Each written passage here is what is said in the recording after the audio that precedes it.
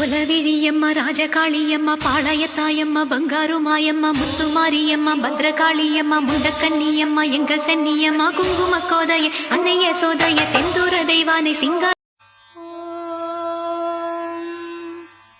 శుక్లాంబరధరం విష్ణుం శశివర్ణం చతుర్భుజం ప్రసన్నవదనం ధ్యాయేత్ సర్వవిఘ్నోపశాంతయే వ్యాసం వసిష్ఠనప్తారం శక్తేః పౌత్రమకల్మషం